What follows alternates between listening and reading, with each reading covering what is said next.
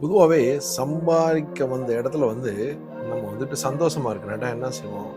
ஒரு பார்ட்டி நம்மளுக்கு தெரிஞ்ச ஃப்ரெண்ட்ஸு எல்லாரையும் கூப்பிட்டு வச்சு நல்லா சாப்பாடு வாங்கி குடுப்போம். அப்புறமேட்டு ஒரு டூர் மாரி எங்கேயாச்சும் ஜாலியா போயிட்டு வருவோம். ஆனா நேத்து தினம் ஒரு விஷயத்த கவனிச்சேங்க.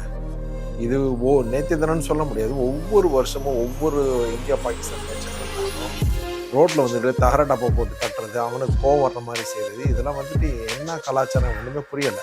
நம்ம சம்பாதிக்கிற அந்த இடத்துல வந்துட்டு இது மாரி செஞ்சாக்கா, நாளைக்கு போலீஸ் அரெஸ்ட்டு ஏதாச்சும் வந்துச்சு சொன்னாக்கா, ஊருக்கு அனுப்பிச்சுருவாங்க. நீங்க சம்பாதிக்க வந்தது நோக்கம் வந்துகிட்டு உங்களுடைய வாழ்க்கைய மேன்மைப்படுத்தணுங்கிறதுக்காக தான். இந்த ஒரு சின்ன சில்லித்தனமான விஷயத்தினால கூட்டம் கூடி செய்றதுனால, நாளைக்கு உங்களுடைய லைஃபே கேள்விக்குறியா போயிடும். மத்த நாட்டுக்கு மறுபடியும் இது மாரி போயி சம்பாதிக்கிறது சிரமமா போயிடும். ஸோ நல்லா சிந்திச்சு செயல்படுங்க. எந்த ஒரு விஷயமா இருந்தாலும் ஆக்கப்பூர்வமா செய்யுங்க. மத்தவங்கள டிஸ்டர்ப் பண்ணாம, மத்தவங்களுக்கு ஹேப்பியா இருக்கிற மாரி செய்யுங்க. இந்த வீடியோ பிடிச்சிருந்தாக்கா மறக்காம ஷேர் பண்ணுங்க.